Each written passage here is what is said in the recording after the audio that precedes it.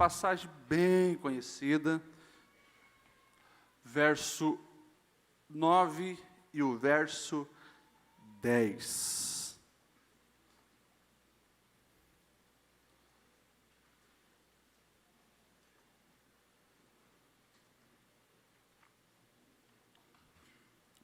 Primeira carta de Pedro, capítulo 2, do verso 9 ao 10.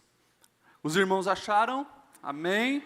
Diz assim: vocês, porém, são geração eleita, sacerdócio real, nação santa, povo exclusivo de Deus, para anunciar as grandezas daquele que os chamou das trevas para a sua maravilhosa luz. Antes, vocês nem sequer eram povo, mas agora são povo de Deus. Não haviam recebido misericórdia, mas agora a receberão. Amém? Você pode se assentar.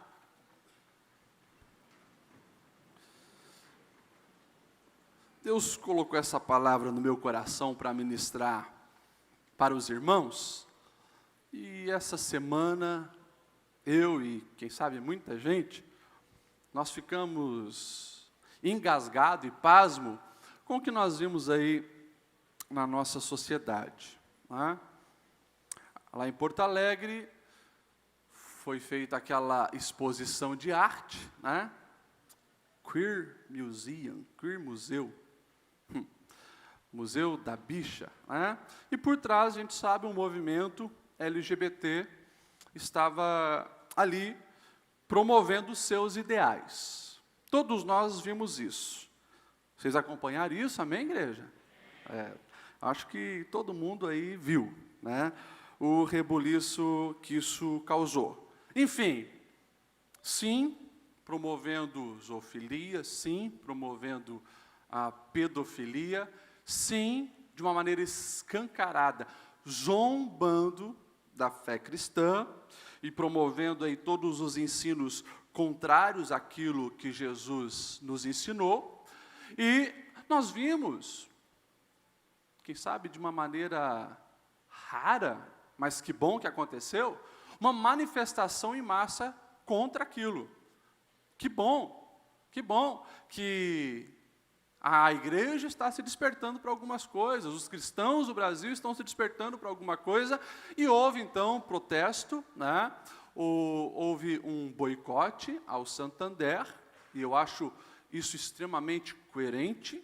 Se alguém quer ser coerente, eu acho que realmente não deve permanecer colocando o seu dinheiro num banco que zomba do teu Cristo. Né? Infelizmente, a gente tenta viver a nossa vida numa caixinha separada. Ah, não, pastor, mas já estou com a conta há 15 anos, 20 anos lá, tem muitas vantagens nesse banco. Enfim, né? Eu fico preocupado com algumas coisas que nós estamos vendo aí. Mas, enfim, a conta é tua. Né? Você faz com ela o que quiser. Não é o banco que eu tenho conta, senão eu também teria tirado. Mas, enfim, nós vimos esse boicote e, consequentemente, a guerra continuou. E continua. Hoje, saiu até na Folha de São Paulo, né? E colunistas, jornalistas, filósofos, literalmente defendendo aquela palhaçada que aconteceu lá. Literalmente, pessoas que se dizem estudiosas, conhecedores, né, cientistas, pessoas formadas e mestres e doutores, dizendo que a nossa sociedade, por se manifestar desse jeito, está se mostrando retrógrada, moralista, quadrada, ignorantes, um jargão mais popular, burros, né? Porque esses, e veio à tona, né, muito isso, esse pessoal que vive debaixo da cultura judaico-cristã, e toda vez que você ouvir uma crítica usando esse jargão, porque nós estamos debaixo dos ideais judaico-cristãs, ele está falando disso aqui. Aqui conta a história do povo judeu e a história do cristianismo. Toda vez que você vê uma crítica a essa cultura judaico-cristã, é contra a Bíblia. Só para te deixar claro. Isso, eu ouvi os 5 anos de psicologia que eu fiz ali na FURB.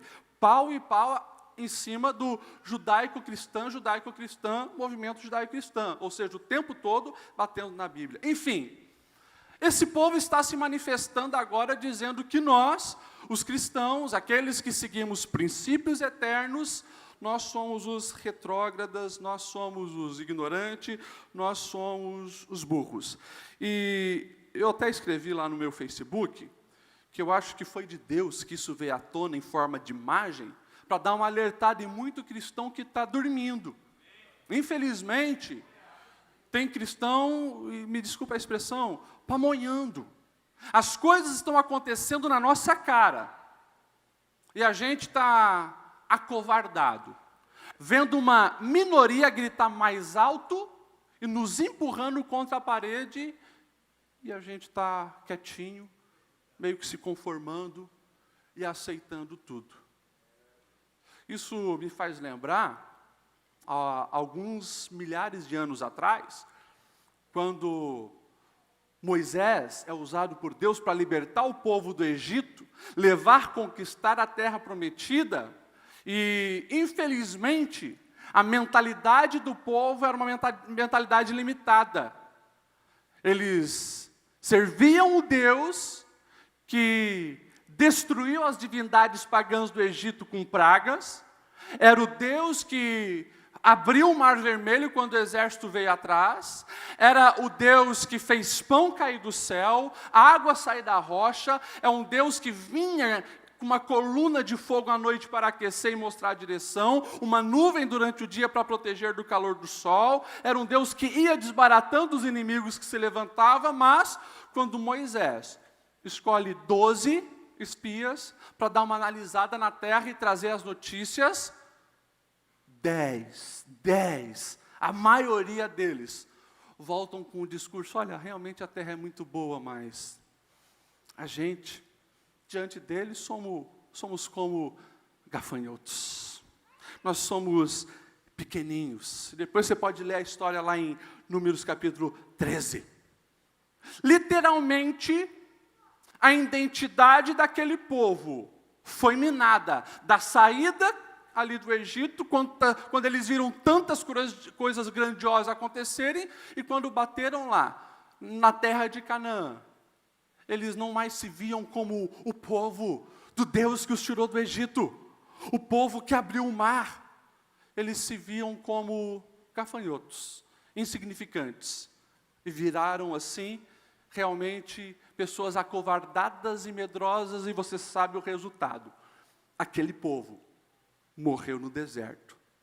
Apenas os 2, que se manifestaram o contrário, sabiam quem eles eram em Deus, entraram na terra prometida.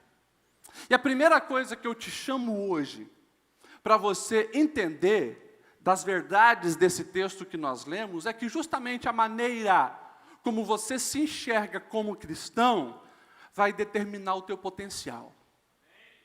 A maneira como você se enxerga como cristão, como gente, como marido, como trabalhador, vai determinar o seu potencial. Se nós olharmos a Bíblia, nós vamos ver isso o tempo todo. Nós vamos ver de ponta a ponta das Sagradas Escrituras. E como eu fiz essa ponte com o que aconteceu lá em Porto Alegre, nessa exposição, infelizmente tem cristãos aceitando esses rótulos de ignorantes, de retrógrados, de quadrados, e aos poucos vai cedendo. Aos poucos vai deixando na mão dessas pessoas as principais decisões da nossa sociedade. Mas a Bíblia nos chama a lembrar quem nós somos, porque isso vai determinar o que nós vamos fazer. Esses dias alguém me mandou um videozinho no WhatsApp, e o videozinho, talvez você já recebeu, era de um cavalo amarrado com uma corda, numa cadeira de plástico. Uma cadeira de plástico, essa que nós temos ali embaixo, essas brancas que tem em qualquer lugar aí. E o cavalo passava o tempo todo ali, e não saía dali. E claro, eu estudei isso também na psicologia, isso é condicionamento. Quando esse cavalo era pequeno, colocaram aquela corda nele, provavelmente preso numa árvore, preso em alguma coisa que ele não conseguia se libertar, provavelmente ele puxou e puxou e puxou, se machucou. Agora, depois de adulto, grande, com a sua potência toda, ele sente a corda ali e você pode colocar um pauzinho ali. Ele fica paradinho ali, porque está condicionado. É a identidade dele, a maneira que ele vê e entende. Não, lá atrás, isso era mais forte do que eu, então eu aceito e não me mexo. Tem muito crente assim, não que eu estou chamando você de cavalo, por favor, né? Mas muito crente está se condicionando nessa realidade. Provérbios capítulo 27, verso 17 diz: assim como a água reflete o rosto, o coração reflete quem somos. Ou seja, lá na antiguidade, que não tinha espelho, as pessoas viam seu reflexo ou no metal esfolhado ou na própria água de um rio. O texto diz: assim como a água reflete o rosto, ou seja, eu olho e eu me entendo, olha só a continuação, o coração reflete quem nós somos. Ou seja, aquilo que está aqui, porque na antiguidade, você vai ver todo o Antigo Testamento usando o coração como a central da nossa vida. Já no Novo Testamento, eles entendem que é a mente. Né? Por isso que Paulo vai falar sobre renovação de mente. Mas, enfim, está falando da nossa central.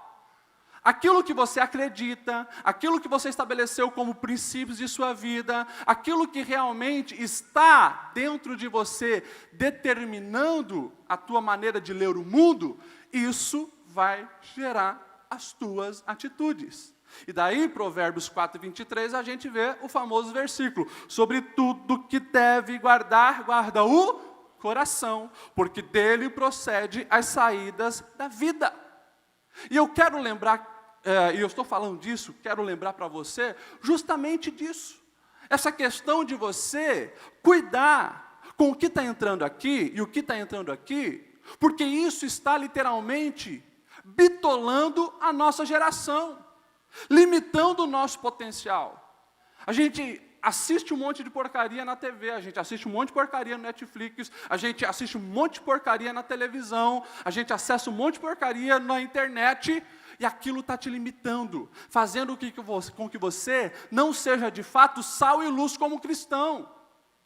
O tempo todo você está aceitando que homossexualidade é algo normal. O tempo todo você está aceitando que o tráfico de drogas, que uma bebida alcoólica, que tudo isso é normal. E a gente parece que está mergulhado numa ignorância tão grande que a gente não para analisar a vida de quem pratica isso na realidade e as consequências lá na frente, que é caminhos de morte. E você pode olhar para a sociedade e vai ver a sociedade se destruindo por causa disso. Ontem o pastor Pimentel trouxe uma palavra excelente aqui de pessoas que abrem mão do seu casamento por qualquer coisa, por banalidade, não lutam por aquilo que acreditam. Por quê? É fruto das novelas que assiste, fruto dos filmes que assiste. Aquilo está entrando, está moldando a maneira que a gente lê o mundo, determinando as nossas escolhas. Nós precisamos cuidar. O diabo sabe disso. E se você quiser um dia poluir um rio inteiro, você não precisa sair em toda a margem dele poluindo. Você vai lá na nascente e você polui a nascente. O rio vai ser contaminado. Assim é a nossa vida. O nosso adversário vai semeando coisas ruins. E de repente você destrói teu casamento, a tua vida espiritual, tuas amizades e assim vai. Fases por fases da sua vida vão sendo destruídas. É a famosa guerra da mente. Irmãos, nós somos cristãos. E nós precisamos ter convicção do que é a verdade. Se isso aqui é a verdade, é isso aqui que deve permear a minha vida. Nós vivemos uma sociedade que tem pregado relativismo. Eu destaco 1 Tessalonicenses 1:5, porque o nosso evangelho não chegou a vocês somente em palavra, mas também em poder, no Espírito Santo e em plena convicção. eu costumo chamar a nossa realidade de cristãos de muitos estão sofrendo com a síndrome de Pilatos. Sabe o Pilatos? Que sabia que Jesus era inocente. Ele tenta dar um jeitinho, mas fica naquela, né? E daí o que ele faz? Ele tenta passar a responsabilidade para os judeus. Olha, eu vou lavar minhas mãos, é a decisão de vocês. Depois ele tenta dar um jeitinho, olha, eu vou soltar um dos prisioneiros, e pega o pior que tinha para tentar fazer uma comparação com Jesus. Vocês querem Jesus ou esse Barrabás, que era perverso, maligno? Querem o Barrabás. Ele ainda não queria que Jesus morresse, então manda açoite Jesus, vamos ver se acalma o ânimo dessa turma. Faltou firmeza. Se ele sabia que Jesus era inocente, ele tinha, sim, o poder de falar, não, ele é inocente, não vai morrer e pronto. Mas ficou naquele jeitinho. Sabemos que por trás disso era um plano de Deus. Mas tem muito crente fazendo isso, né? A síndrome de Pilatos. Não sei, né? E tal. Fica jogando responsabilidade nos outros, lava a mão e vai vivendo essa vida medíocre. Nós precisamos tomar uma atitude, porque sem convicção não chegamos em lugar nenhum. Você pode pegar essa palavra aqui de ponta a ponta, e você vai ver que heróis e heroínas da fé, que fizeram a diferença no seu tempo, a convicção era a sombra deles, estava o tempo todo com eles. Eles sabiam o que queriam, não foram perfeitos, mas eles sabiam que era verdade e seguiram a verdade. Pastor, o que faz toda a diferença? É justamente isso, nós sabermos que aquilo que nós permitimos que está no nosso coração vai determinar o nosso potencial, a maneira com que nós enxergamos vai determinar a nossa vida, com certeza. E é por isso que eu estou falando aqui do teu coração, da tua mente, da tua identidade. Se você pegar a história que nós ilustramos aqui, dos espias, 12 espias, você vai ver que todos eles pertenciam ao mesmo povo, sim ou não? Eles tinham o mesmo Deus, sim ou não? Eles tinham o mesmo adversário, sim ou não? Eles tinham a mesma promessa, sim ou não? E por que só 2 entraram e o resto morreram? Justamente porque a maneira como eles se viam, e eles viam o seu Deus, fez toda a diferença. Há 1 mês e pouco atrás eu falei aqui da tentação de Jesus, foi na identidade de Cristo. Se tu és o Filho de Deus, querendo minar justamente isso, a identidade de Jesus lá na tentação, porque sabia que se Jesus duvidasse quem ele era, não soubesse quem ele era, não sabia também só saberia porque ele veio, e assim estava totalmente comprometido. Irmãos, nós não podemos ter medo de ser cristão nos nossos dias. E o Senhor nos chama para manifestar em nós o Espírito Santo dEle, que habita em nós. Não há lugar para a covardia no reino de Deus. Pastor Ledial, você está pegando pesado, né? Não, é o Evangelho. E como eu sempre digo, Jesus não deu o golpe do baú. Quem seguia ele, ouvia coisas duras, via milagres sim, via a soberania dele sim, via a mão dele estendendo para abençoar, prosperar, manter e sustentar sim, mas também via um monte de inimigos se levantando, e os fariseus se levantam e chamam Jesus de Beelzebu, e daí Jesus disse, eles estão falando isso do mestre, vocês se preparam, vai vir chumbo grosso para vocês. Você pode abrir a Bíblia depois, Mateus capítulo 10, versículo 26. Olha as palavras de Jesus a respeito do medo. Ele vai dizer assim, portanto, não tenham medo deles, dos fariseus, saduceus, escribas, de quem está perseguindo vocês. Não há nada escondido que não venha a ser revelado, nem oculto que não venha a ser conhecido. O que eu lhes digo na escuridão, fale à luz do dia. O que é sussurrado em seus ouvidos, proclamem dos telhados. Não tenham medo, olha isso, não tenham medo daqueles que podem matar o corpo, mas não podem matar a alma. Antes, tenham medo daquele que pode destruir tanta alma quanto o corpo no inferno.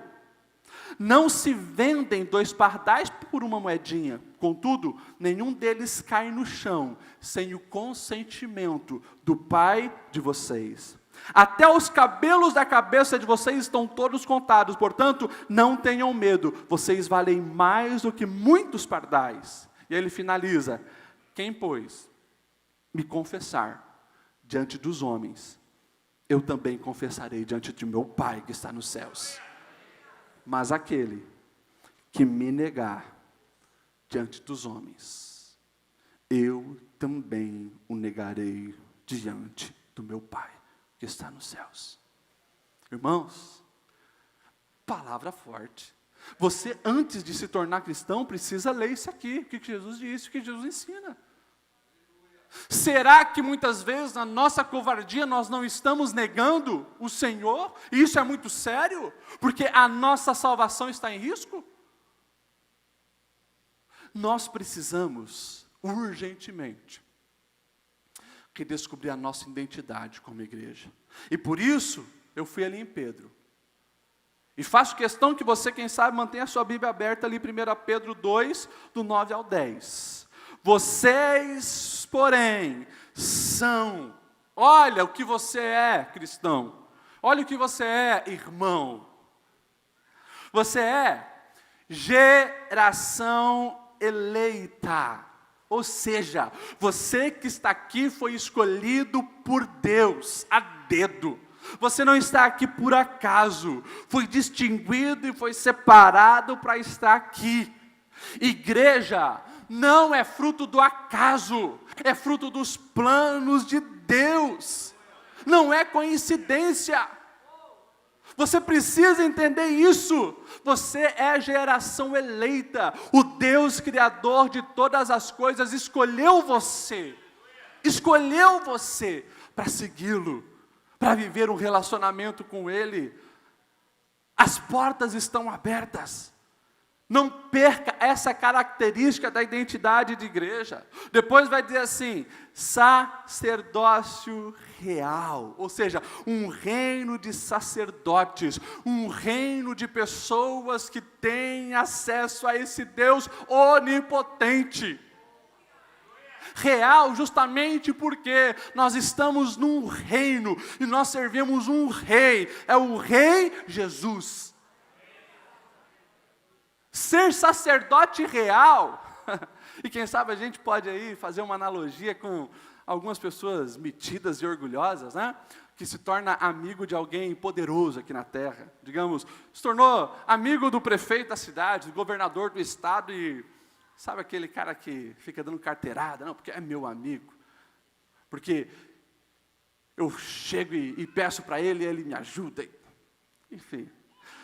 Pedro está nos lembrando, gente, que eu e você, nós somos sacerdócio real, ou seja, aquela figura de sacerdote que antes era quem tinha acesso no templo, para ter ali um momento exclusivo com Deus. Depois que o véu se rasgou, eu e você lá no nosso quarto, nós podemos conversar com o Criador de todas as coisas, com o Deus onipotente. Se eu sei disso, eu pergunto, o que eu vou temer? Vou ter medo de quem? Se o meu Deus é um Deus que conhece quantos fios de cabelo tem na minha cabeça.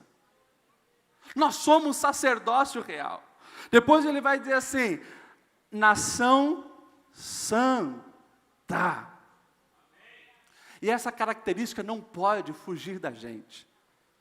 Por mais que um monte de igreja, ou falsas igrejas, pseudo-igrejas, tem distorcido a palavra de Deus, dito que pecado não é pecado, de que você pode viver uma vida promíscua que não importa, que você pode encher a cara e cair bêbado por aí que não importa. Ei, santidade é separado, é exclusividade para Deus, é pertencer somente a esse Deus. E quando fala que nós somos uma nação santa, nós precisamos sim lutar por aquilo que é justo, honesto, correto.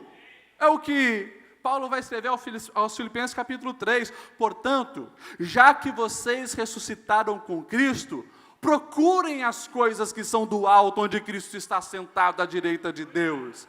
Mantenham o pensamento nas coisas do alto e não nas coisas terrenas, pois vocês morreram.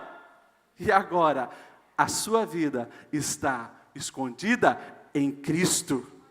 Assim, façam morrer tudo o que pertence à natureza terrena, a imoralidade sexual, impureza, paixão, desejos maus e a ganância, que é idolatria. É um chamado para a gente não se conformar com esse mundo, não entrar na forma do mundo. Nós somos diferentes, sim. Eu preciso te lembrar que ser santo, assim como nos nossos dias, sempre foi remar contra a correnteza. Sempre foi ser o remanescente, ser a minoria. É ser realmente exposto, ridicularizado, taxado, mas saber, ter a convicção que está no caminho certo. Mas essa característica faz parte de nós. Somos santos e precisamos proclamar a santidade, a certo e a errado, a coisa justa, a coisa que não é justa. Nós ficamos com os princípios de Deus e pronto.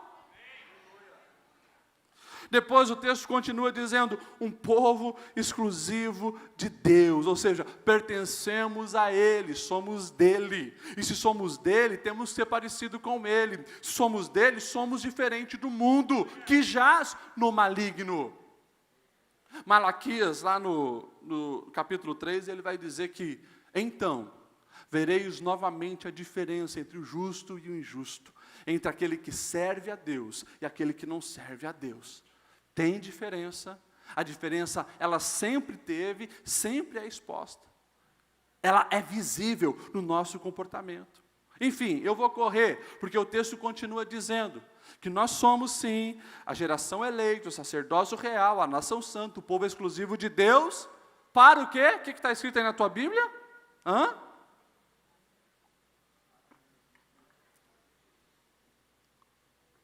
A tua identidade, ela é diferenciada e ela tem um propósito. Para anunciar as grandezas daquele que os chamou das trevas para a sua maravilhosa luz. A minha Bíblia diz para anunciar. A tua também diz isso? Se é para anunciar, ou algumas versões para proclamar, por que a gente está acovardado? Por que a gente está limitado? Por que a gente está se calando nos dias maus? Ou você pensa que, pastor, as coisas são diferentes, né? Antigamente, podia, quem sabe, se falar o que queria, né? Hoje, poxa, a gente tem um monte de advogado aí de olho no que a gente posta no Facebook, no que a gente fala, vai que tem um processo nas nossas costas, né, pastor? Leia a Bíblia. Você vai ver os apóstolos falando a verdade, apanhando, sendo chicoteado, esbofeteado, cuspido. Dá uma olhada no que Paulo escreve a Timóteo. Timóteo também estava numa condição dessa. No meio de imoralidade, no meio de idolatria. Segunda carta a Timóteo 4, 2 e 5. Timóteo, pregue a palavra. Pregue a palavra, esteja preparado a tempo e fora de tempo. Repreenda, corrija, exorta com toda a paciência e também com a doutrina. Pois virá tempo, e veja se não chegou esse tempo, em que não suportarão a sã doutrina. É os nossos dias, irmãos. Pois virá o tempo em que não suportarão essa doutrina, ao contrário, sentindo coceira nos ouvidos, levantarão mestres para si mesmo, segundo os seus próprios desejos. Você lembra o que eu falei? Está aí, pega o jornal, os doutores, filósofos, PhDs, cientistas, defendendo desejos imorais de alguém que quer ter relação com um animal, relação sexual com criança. Eles se recusarão a dar ouvidos à verdade, voltando-se para mitos. Eles. Agora você, igreja, vocês, porém, sejam moderados em tudo. Suportem os sofrimentos. Vai ter sofrimento para quem se levantar em prol da verdade de Cristo. Vai ter sofrimento.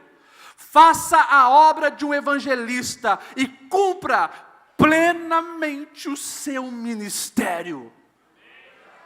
Irmãos, eu me arrepio com isso aqui, porque nas escolas, e eu tenho praticamente toda semana estado numa escola, é assustador o que nós temos visto. Infelizmente, eu não sei se tem petista aqui, mas infelizmente, o legado maldito que o PT deixou, você pensa que é econômico? Você pensa que a corrupção política é muito pior do que isso? O que a esquerda do Brasil tem feito é na moralidade das nossas crianças e dos nossos jovens. Vai nas escolas, você vai ver que na maioria delas foi investido de maneira corrupta, liderança com a visão esquerda. Uma visão que prega isso aqui, a ideologia de gênero que a gente está vendo aí.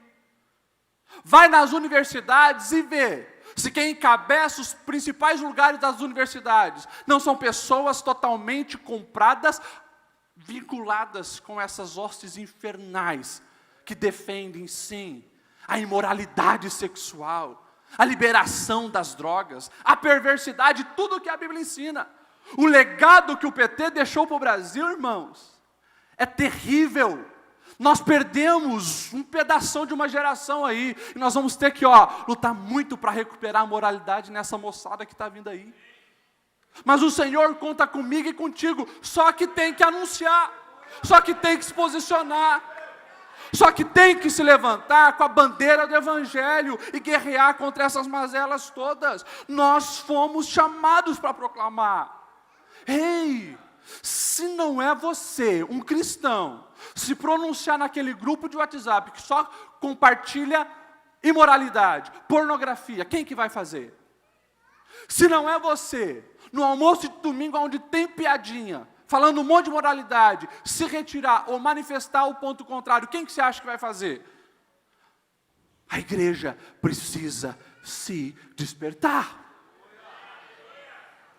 E Deus conta comigo e Deus conta contigo para fazer isso, irmão. Somos nós. Eu preciso finalizar, que o tempo já passou, são 9 horas, temos a ceia ainda. Me empolguei. Mas eu falei domingo passado, Mateus capítulo 16, quando nós vemos o diálogo ali, Jesus e Pedro. E Pedro, ele se levanta dizendo que Jesus era o Cristo, o Filho de Deus. E daí Jesus olha para Pedro e diz: tu és Pedro, um pedregulho, mas sobre essa pedra, esse Petrus, essa verdade que você falou, que eu sou o Cristo, o Filho de Deus, eu edificarei a minha igreja, e as portas do inferno não prevalecerão contra a minha igreja. Eu falei domingo passado e eu repito, porta é mecanismo de defesa. Ou seja, o Senhor espera que é a igreja que vá para o ataque. Porque as portas do inferno não vão prevalecer. O Senhor não falou, olha, os exércitos não vão prevalecer, as catapultas do adversário não vão prevalecer. Não, é as portas do inferno, porque a igreja é militante. Nós estamos indo para fora e nós vamos fazer a diferença. Por quê? As últimas palavras de Jesus enquanto estava aqui, antes de ser assunto ao céu, ele diz: toda autoridade me foi dada nos céus e na terra. Entendam isso. Você tem autoridade no nome de Jesus. E daí, portanto, façam discípulos de todas as nações, ensinando a obedecer os meus mandamentos. E eu estarei convosco todos os dias, até a consumação dos séculos. Há motivo para se acovardar, sendo que aquele que está do nosso lado tem todo o poder nos céus e na terra? Infelizmente, a gente se acovarda porque também está faltando relacionamento com Deus. Tem gente indo para a batalha com dúvida se Deus está com ele, daí se acovarda mesmo, daí fica com medo.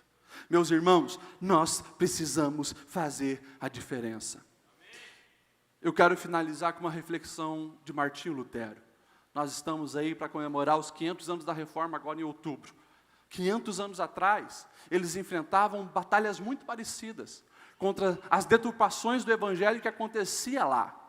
E Martinho Lutero, ele escreveu assim, olha: se com a voz mais elevada e a exposição mais nítida eu professar toda a porção da verdade de Deus, mas não confessar exatamente o pormenor que o mundo e o diabo estão atacando naquele momento, eu não estou sendo fiel a Cristo. Onde a batalha ruge, é ali que é provada a lealdade do soldado. Ficar firme em todos os demais pontos do campo da batalha é mera fuga e vergonha, se o soldado falhar naquele pormenor. É forte isso, né? É forte. Mas é um chamado de Deus para a nossa realidade. Eu preciso te lembrar que nós estamos militando em prol do melhor prêmio, que é a nossa vida eterna. Não permita que as prioridades desse mundo pecaminoso, hedonista, maligno, entre no teu coração e você cruze os braços. Veja o maligno destruir tudo ao seu redor, sem fazer nada. Se a gente falhar naquele ponto da batalha, onde o adversário está atacando, a gente olha, não, mas tem uns soldados lá, tem alguns que estão falando, então tá bom. A gente não está sendo fiel. Vamos se colocar em pé e nós vamos orar. Nós vamos orar para que a gente saia daqui lembrando que o véu se rasgou. E eu sou, você é sacerdote real, nação santa, povo exclusivo de Deus, para fazer a diferença no nosso mundo. Feche os seus olhos e converse com o Espírito Santo. Que área da tua vida você precisa de fato mudar, se posicionar, ter mais convicção, ter mais atitude para fazer a diferença? Será que alguma área da nossa vida a gente não está meio calado, com vergonha de se expor? Ei, Deus hoje te diz, filho, quem escolheu me seguir, já disse que está a fim de negar a si mesmo. Que reputação é essa que você quer manter para o mundo? Se preocupa com a tua reputação com os céus. Como você está com Deus. Deus, nós buscamos a tua face. E entendemos sim, quando tu disse que no mundo nós teríamos aflição, mas também entendemos que tu nos disse para ter bom ânimo, porque tu estarias conosco. E a tua presença em nós que faz a diferença, Senhor. Mas fazendo a leitura dos nossos dias e dos nossos tempos, olhando a verdade eterna, realmente nós entendemos que está chegando um tempo de tirar a espada da aljava e entrar nessa guerra. Deus, nós entendemos que está chegando um tempo de botar sim a armadura de Deus e ir para a guerra. Claro que nós precisamos entender que a tua arma, Senhor, as tuas armas são diferenciadas, mas nós precisamos, Senhor, sim, ter treinamento dos céus todos os dias. E eu peço, Senhor, que essa igreja não negligencie o treinamento da palavra e meditação na palavra, o treinamento de ir para o quarto, dobrar o joelho e ter intimidade na oração. Deus, que essa igreja seja despertada para a arma do jejum, para a arma do amor, para as armas que tu tem dado à tua igreja, Senhor. A fé, a justiça. Ah, Deus, nós precisamos nos despertar nos nossos dias, mas nós não queremos ficar de braços cruzados, vendo as nossas crianças serem destruídas, os nossos jovens ser consumidos pelos vícios e a imoralidade. Nós estamos dispostos a fazermos mais, Senhor. Nós queremos fazer alguma coisa, Senhor. Nós queremos ser relevante nos nossos dias e viver na nossa vida realmente os teus planos e propósitos, porque não foi por acaso que teu filho foi para a cruz. Um novo caminho se abriu, mas muitos precisam conhecer essa verdade. Muitos precisam ser, Senhor, purificados das suas mazelas. Muitos precisam ter as vendas dos olhos tiradas para enxergar a realidade. E essa igreja está aqui, Senhor, para que Tu venha fazer a diferença em nós, e a diferença através de nós. Queremos realmente manifestar a Tua glória e vivermos realmente uma identidade autêntica de quem somos, para que a nossa missão seja relevante em nossos dias. Amém e amém. Você pode dar um abraço quem está do seu lado e dizer para essa pessoa: seja uma igreja relevante, porque Deus conta contigo. Aleluia.